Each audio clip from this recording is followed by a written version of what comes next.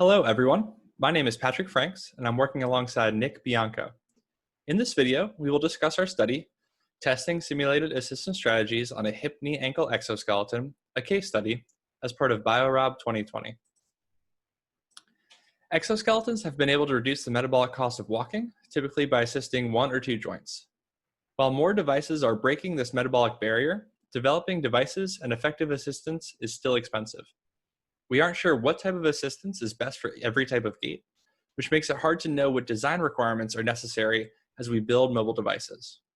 While human-in-the-loop optimization has emerged as a way to identify effective assistance patterns, experiment times are long.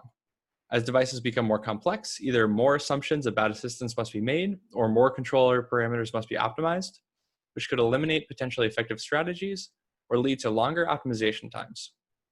These long optimization experiments, which can be hours of walking over multiple days, are expensive and prohibitively long for users with mobility impairments. Biomechanical simulations provide a potential way for speeding the development of exoskeleton designs. This study by Lee et al. From Harvard University used simulation designed assistance generated by Tanya Chita from Stanford on a running soft exosuit. They found that the simulation design assistance provided greater metabolic cost savings compared to assistance designed by scaling biological joint moments. This study shows that simulations can already improve exoskeleton design. However, few simulation strategies are tested in exoskeleton experiments. Exoskeleton emulators provide a way for testing simulation design assistance quickly. Emulator systems actuate the exoskeleton using off-board motors, leading to low worn mass while keeping large actuation capabilities, and allow us to quickly test different control strategies. Our emulator system is unique in that it can assist the whole leg, including hip flexion extension, knee flexion extension, and ankle plantar flexion. This emulator system is a great platform for testing simulation design assistance, but it is still unclear what simulation designs will lead to good metabolic cost changes in experiments. Therefore, the objective of this study was to test the accuracy of metabolic and muscle activity predictions from simulation design assistance in an exoskeleton experiment. For our simulations, we used a 9-muscle sagittal plane musculoskeletal model, and we used previously collected treadmill motion capture data for 3 healthy subjects walking at 1.25 meters per second. We used the OpenSim modeling and simulation software package to compute model quantities from the data, including joint angles and net joint moments, and muscle lengths, velocities, and moment arms. These quantities were used to construct an optimization problem to simulate unassisted and assisted gait. The primary objective in these simulations were to minimize metabolic cost. The constraints were that the muscles had to obey activation dynamics and fiber tendon equilibrium, and that the muscles had to generate moments that matched the net joint moments from OpenSim. The variables in the problem were the muscle excitations and activations, and the muscle kinematic variables. This problem represents unassisted walking, and for assisted walking, we added ideal assistive torques to the simulation and exoskeleton controls to the optimization problem to model them. We imposed torque limits on the torque actuators in the optimization to ensure that our simulation design profiles were testable in the experiment. The peak torque limits shown here were based on previous human-in-the-loop optimization experiment values that were shown to be comfortable for the user. Here's an animation of the results we generated from simulation. The muscles are red when more active and blue when less active.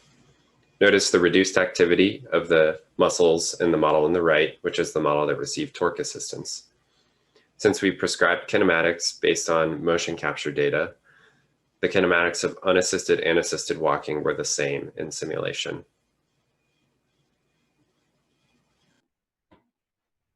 Once we had the simulation design torques, we tested them on one experienced user who had previously walked for over 50 hours in the exoskeleton. To ensure the user was adapted to this particular assistance profile, they walked in the torques for a total of 2 hours over 2 days. On a third day, we conducted a validation experiment where the user walked without the exoskeleton, in the exoskeleton with 0 torque, and with the simulation design torques. We measured metabolic cost, muscle activity using EMG, and joint kinematics of the exoskeleton. We also compared these results to the outcomes of walking with human-in-the-loop optimized assistance, which was validated on a separate day before this protocol. The torques that were designed in simulation were successfully applied by the exoskeleton. From left to right are plots of torque for the hips, knees, and ankles, plotted as a function of percent stride, which we are defining as starting from heel strike. In gray are the biological joint moments for unassisted walking, which were used in the simulation. The dashed black line is the assistance torque that was designed in simulation. As a reminder, we imposed magnitude limits on these simulation torques so that they would be comfortable to apply to the user. We then applied that torque profile with the exoskeleton during walking, and the measured applied torques are shown in blue. The exoskeleton pretty accurately applied the torque profile with only small deviations between desired and measured torques at the knees. Now look at our experimental protocol. So first we evaluated walking without the exoskeleton. We then tested walking in the exoskeleton, but with 0 torques applied, so our unassisted case. Here is walking with the simulation-designed assistance torques, with noticeable changes to user kinematics.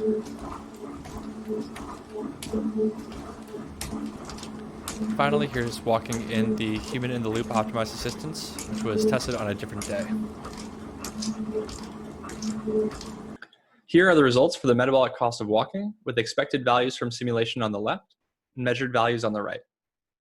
The black bar on the left is simulated unassisted walking. On the right in gray is walking with no exoskeleton. On the right in black is the cost of walking in the exoskeleton with 0 torques. The simulation underestimated the absolute metabolic cost of walking and didn't take into account the metabolic penalty of the added mass of the device. But this is okay, since we can compare the percent reductions from assistance to these conditions, which will evaluate the effect of the assistance specifically. Simulation predicted a 69% reduction in the metabolic cost of walking when exoskeleton assistance was applied. When that same assistance was tested directly, it reduced the energy cost of walking by 26%, which in a way is pretty great that simulation design assistance could reduce the metabolic cost. But the simulation overpredicted the magnitudes of these changes. We also know that from our human-in-the-loop optimized assistance that greater reductions to metabolic cost are possible. We can now look at the joint kinematics for the hips, knees, and ankles. In gray are the previously collected biological joint angles from normal walking that were used in the simulation. In black are the exoskeleton joint angles measured during walking with 0 torques.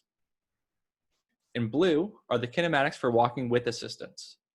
The differences between blue and black indicate the assistance torques did have an effect on the user's kinematics during walking. These kinematic changes from assistance were not able to be captured in our simulation. We also saw differences in simulated and measured muscle activations. On the left and right are the simulated and measured muscle activities of the soleus during unassisted walking. The 2 black lines are similar, indicating the simulation pretty accurately represents the unassisted activity. With assistance, shown in blue, the simulation predicted that soleus activity would decrease to nearly 0.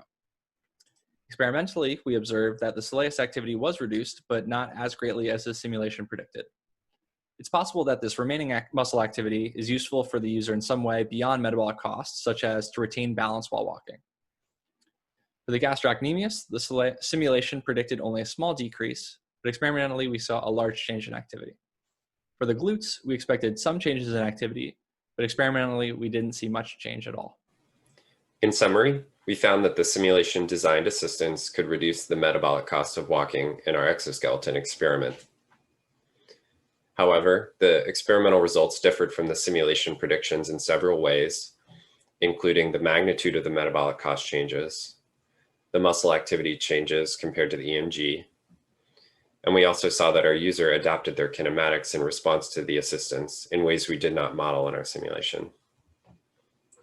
Going forward, we aim to improve our simulation predictions by both including 3D kinematic adaptations in response to assistance and by considering new objective terms such as user comfort to avoid manual torque limits and improve our muscle activity predictions. We think that these improvements to the simulations will lead to better simulation predictions of metabolic costs, which would lead to better metabolic cost savings in experiments when testing our simulation designs. With that, we'd like to acknowledge our funding sources and our team of co-authors. Thank you.